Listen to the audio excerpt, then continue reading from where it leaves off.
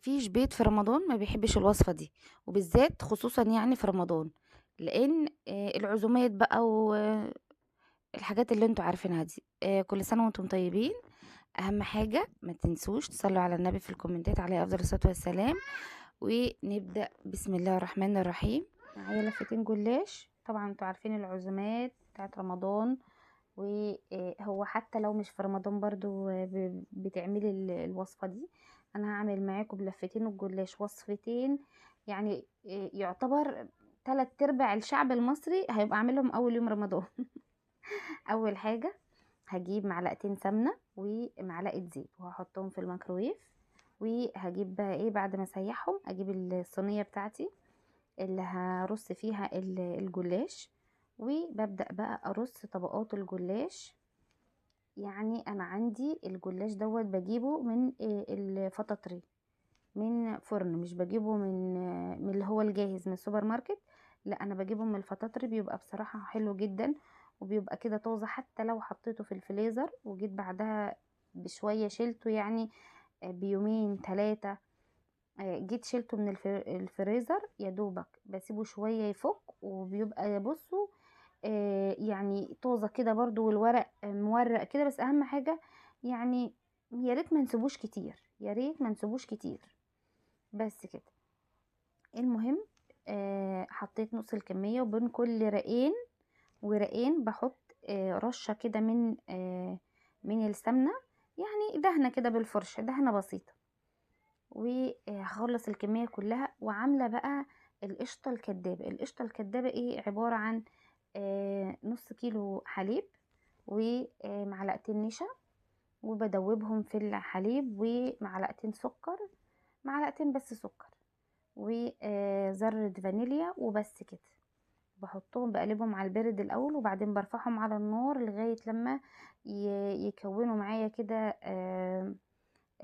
هي المهلبية أصلًا، تمام، هي يعتبر مهلبية، هي اسمها القشطة الكدّابة.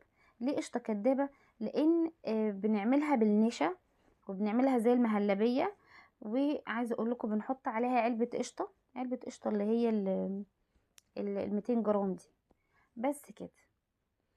وباحط بقى المكسرات اللي عندي، حطيت زبيب وحطيت جوز هند، عندك فول سوداني تمام، مش عايزة تحطي مكسرات وعايزة تستغني عن الخطوة ديّة ما تحطيش عادي. أنا كده باعمل جلاش محشي كريمة ومكسرات، تمام، تمام. هاحط بقى باقي الكمية من فوق، وباقفّل عليها كده برضه نفس الكلام، بادهن بقى وشّها كده برضه من فوق سمنة، باقطّعها بقى. أهم حاجة إن أنا أعمل فتحات فيها، يعني أنا باقطّعها تقطيع اللي هو علشان خاطر تبقى جاهزة، يعني تبقى متقطّعة جاهزة، وعلشان خاطر تشرب التشريبة بقى اللي أنا هاعملها. هاعمل إيه، معايا كوباية لبن، ومعايا بيضاية، أو عايزين تحطّوا بيضتين حطّوا، بس أنا باحط بيضاية وكوباية لبن وكيس فانيليا، واللهم صل على النبي، باقلّبهم. وبعد ما أقلّبهم باحط عليهم نُص معلقة بيكنج باودر، نُص معلقة بيكنج باودر، وباقلّبهم كويس جدًا في بعض. وبعدين بعد ما خلاص كده البضاية تختفي تمامًا في البيض، البضاية تختفي تمامًا في اللبن. مش عارفة مالي والله، أنا حاسة إن أنا نايمة إكلينيكيًا أصلًا. بعدين باحط بقى إيه، الفانيليا، وباحط البيكنج باودر زي ما قُلت لكم بعد ما البضاية تختفي تمامًا، وباحطهم بقى كده من فوق، بارشها كده، بصوا بسقسقها كده، بسقسقها بحيث ان صينية الجلاش تتشرب كلها. عايزة اقول لكم ان ده سر المحلات، وده السر اللي بيخلي الجلاش يطلع زي الجاهز بالظبط، ويطلع مورق، ويطلع تحفة، تحفة بصراحة. بيطلع حلو جدا ومنفوش كده ومورق وحلو قوي.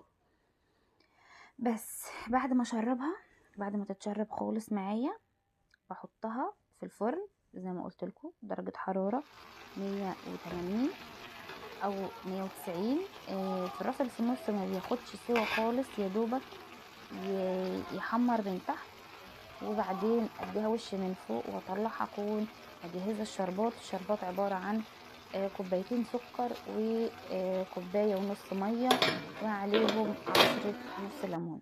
وبعد ما يبرد خالص الشربات، وهي سخنة تطلع تتسقسق على طول. انا عايزة هنا بقول لكم، عايزة اوريكم قصدي ان انا عملت بقى الايه الحادق كمان، يعني عملت حلو وحادق. الحادق عملتها نفس الكلام، بس عملت الحشوة بتاعتها لحمة مفرومة، عصاج لحمة مفرومة. عايزة تعملي عصاج فراخ، انا عملتها عصاج لحمة مفرومة. تمام. العصاج سهل جدا واي حد بيعمله يعني. وبس كده، الجلاش هنا طلع معايا كان تحفة بصراحة. وعملت السيرم. بصوا انا هنا بردت، هو لازم تبقى حاجة باردة فيهم. انا خليت الجلاش بقى بارد وسقيتها بالسيرب سخن. عايزين تعملوا العكس، والعكس برضو احسن، بس يعني في كلتا الحالتين بتطلع النتيجة تحفة. سواء الشربات هو اللي بارد والجلاش سخن برضو نفس الكلام. وعملت برضو الحادق، صينية الجلاش باللحمة المفرومة.